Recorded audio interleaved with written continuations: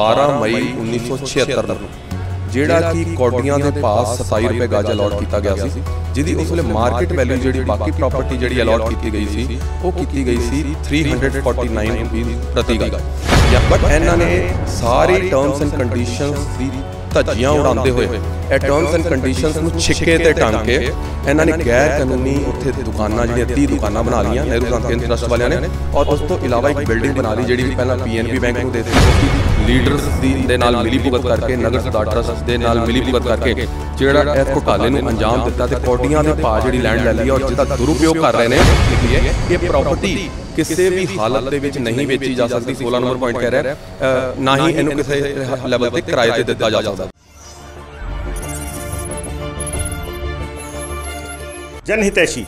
TRP नहीं खरीदते, भरोसा जीतते हैं हम।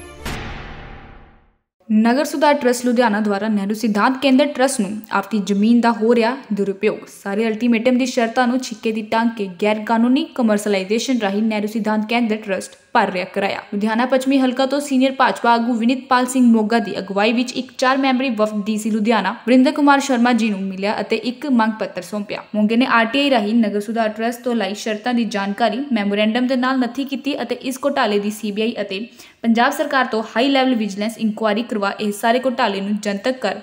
ਅਲਟੀਮੇਟਮ ਰੱਦ ਕਰਨ, ਮੁੜ ਖੁੱਲੇ ਆਕਸ਼ਨ ਰਾਹੀਂ ਅਲਰਟ ਕਰਨ ਅਤੇ ਦੋਸ਼ੀਆਂ ਤੇ ਕਾਰਵਾਈ ਕਰਨ ਦੀ ਮੰਗ ਕੀਤੀ।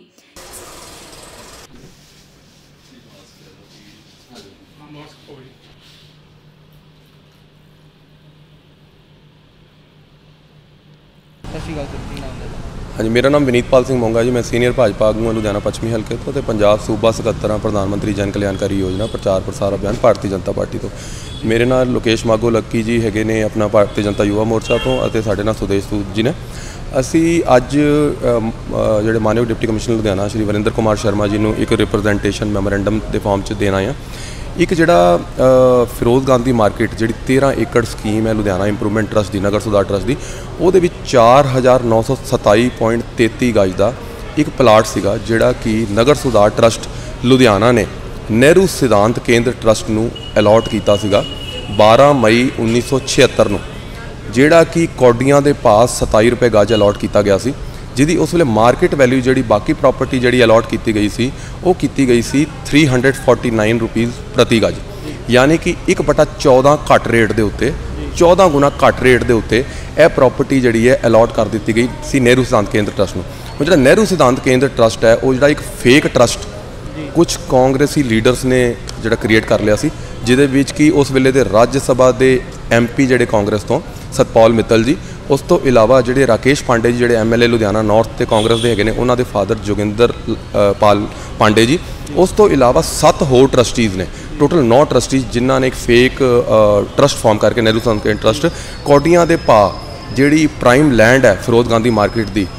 जस्ट 27 रुपए गज के उत्ते अलॉट करा ली। काहदे लई करा ली? अलॉट हुई सी जिहड़ी लैंड अलॉट हुई सीगी जिहड़े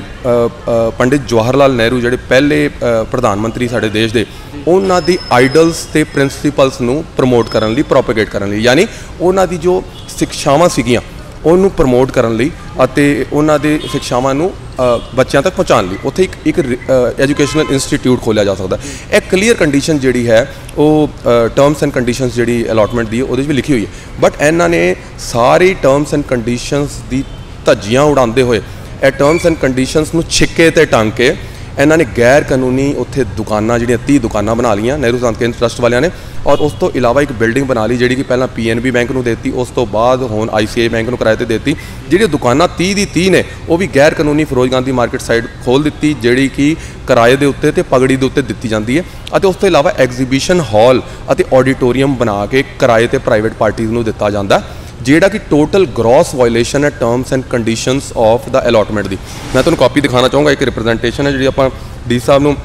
ਦੇ ਰਹੇ ਹਾਂ, ਜਿਹੜਾ ਕਿ ਅਸੀਂ ਹੋਰ ਡਿਪਾਰਟਮੈਂਟਸ ਨੂੰ ਵੀ ਭੇਜ ਰਹੇ ਹਾਂ। ਇਹਦੀ ਕਾਪੀ ਤੁਹਾਨੂੰ ਇਹ ਦਿਖਾ ਰਿਹਾ ਮੈਂ, ਇਹ ਤੁਸੀਂ ਦੇਖ ਸਕਦੇ ਹੋ।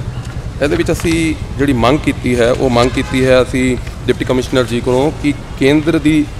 मोदी सरकार तो सेंट्रल गवर्नमेंट तो ये CBI इंक्वायरी कराई जाए तो पंजाब सरकार तो लोकल बॉडीज़ के थ्रू ये हाई लैवल विजिलेंस इंक्वायरी कराई जाए और जोड़ा घोटाला जोड़ा स्कैंडल जोड़ा नਹਿਰੂ सिद्धांत केंद्र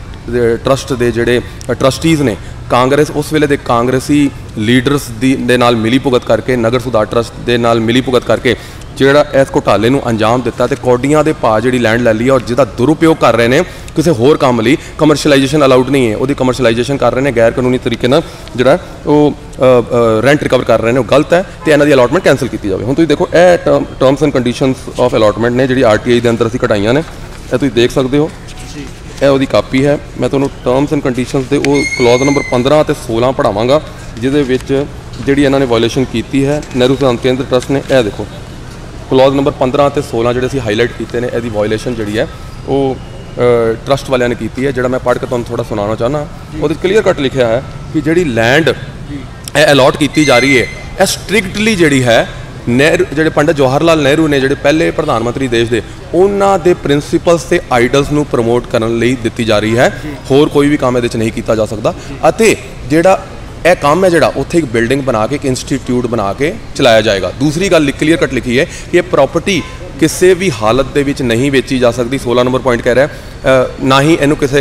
ਲੈਵਲ ਤੇ ਕਿਰਾਏ ਤੇ ਦਿੱਤਾ ਜਾ ਸਕਦਾ। ਹੁਣ ਤੁਸੀਂ ਦੇਖੋ ਇਹ ਸਾਰੀ terms and conditions the violation ਕਰਦੇ ਹੋਏ ਗੈਰ ਕਾਨੂੰਨੀ ਤਰੀਕੇ ਨਾਲ ਇਹ ਬਿਲਡਿੰਗ ਬਣਾਈ ਗਈ, ਉੱਥੇ ਦੁਕਾਨਾਂ ਬਣਾਈਆਂ ਗਈਆਂ, ਆਡੀਟੋਰੀਅਮ ਬਣਾਇਆ ਗਿਆ, ਐਗਜ਼ੀਬਿਸ਼ਨ ਹਾਲ ਬਣਾਇਆ ਗਿਆ ਤੇ ਸਾਰੀ ਹੀ ਟਰਮਸ ਐਂਡ ਕੰਡੀਸ਼ਨਸ ਨੂੰ ਛਿੱਕੇ ਤੇ ਟੰਗ ਕੇ ਇਹਨਾਂ ਨੇ ਵਿਦਆਊਟ ਇੰਪਰੂਵਮੈਂਟ ਟਰਸਟ ਦੀ ਪਰਮਿਸ਼ਨ ਲਏ ਬਿਲਡਿੰਗ ਪਲਾਨ ਸੈਂਕਸ਼ਨ ਕਰਾਏ, ਨਾ ਹੀ ਨਗਰ ਨਿਗਮ ਦੀ ਪਰਮਿਸ਼ਨ ਲਈ ਔਰ ਨਾ ਹੀ ਇਹ ਪ੍ਰਾਪਰਟੀ ਟੈਕਸ ਪ੍ਰੋਪਰ ਉੱਥੇ ਪੇ ਕਰਦੇ। ਇਹਦਾ ਮਤਲਬ ਕਿ 1976 ਤੋਂ ਲੈ ਕੇ ਹੁਣੇ ਤੱਕ ਇਹ ਟੋਟਲ ਗ੍ਰੋਸ ਵਾਇਓਲੇਸ਼ਨ ਕਰ ਰਹੇ ਨੇ ਅਤੇ ਸਾਰੇ ਨਿਯਮਾਂ ਦੀ ਧੱਜੀਆਂ ਉਡਾਉਂਦੇ ਹੋਏ ਇਸ ਜਗ੍ਹਾ ਦਾ ਦੁਰਉਪਯੋਗ ਕਰ ਰਹੇ ਨੇ। ਇਸ ਬੇਸਿਸ ਦੇ ਉੱਤੇ ਇਹ terms and conditions the violation ਕਾਰਨ ਅਸੀਂ DC ਸਾਹਿਬ ਕੋ ਮੰਗ ਕਰਨ ਜਾ ਰਹੇ ਹਾਂ, ਇੱਕ ਮੰਗ ਪੱਤਰ ਦੇ ਕੇ ਕਿ ਇਹਦੀ ਹਾਈ ਲੈਵਲ CBI ਇਨਕੁਆਇਰੀ ਕੇਂਦਰ ਸਰਕਾਰ ਤੋਂ, ਪੰਜਾਬ ਸਰਕਾਰ ਤੋਂ ਵਿਜੀਲੈਂਸ ਇਨਕੁਆਇਰੀ ਕਰਾ ਕੇ ਇਹ ਜਿਹੜੀ ਹੈ ਇਹ ਅਲਾਟਮੈਂਟ ਜਿਹੜੀ ਨਹਿਰੂ ਸਿਧਾਂਤ ਕੇਂਦਰ ਟਰਸਟ ਨੂੰ ਕੈਂਸਲ ਕੀਤੀ ਜਾਵੇ, ਕਿਉਂਕਿ ਇਹਨਾਂ ਨੇ ਕੌਡੀਆਂ ਦੇ ਭਾਅ ਇਹ ਲਈ ਸੀ ਔਰ ਚੂਨਾ ਲਾਇਆ ਸੀ ਸਰਕਾਰੀ ਖਜ਼ਾਨੇ ਨੂੰ। ਦੂਜਾ ਇਹਦੇ ਵਿੱਚ ਨਗਰ ਸੁਧਾਰ ਟਰਸਟ ਦੇ ਜਿਹੜੇ ਅਫਸਰ ਇਹਦੇ 'ਚ ਇਨਵੋਲਡ ਨੇ, ਜਿਹੜੇ ਨਗਰ ਨਿਗਮ ਦੇ ਅਫਸਰ ਇਨਵੋਲਡ ਨੇ, ਕਿਹੜੇ ਕਾਂਗਰਸੀ ਲੀਡਰ ਇਨਵੋਲਡ ਨੇ, ਇਹਦੀ ਵੀ ਡਿਟੇਲ ਇਨਕੁਆਇਰੀ ਹੋਣੀ ਚਾਹੀਦੀ ਹੈ ਤੇ ਜਿਹੜੇ ਜ਼ਿੰਮੇਵਾਰ ਹੈ ਉਹਨਾਂ ਨੂੰ ਜੇਲ੍ਹਾਂ ਦੇ ਅੰਦਰ ਪਾਉਣਾ ਚਾਹੀਦਾ।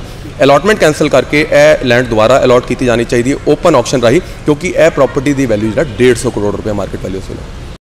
कैमरामैन प्रिंस दे नाल अंकित वर्मा दी रिपोर्ट जनहितेशी। ऐसी और अपडेट्स देखने के लिए बेल आइकॉन जरूर दबाएं।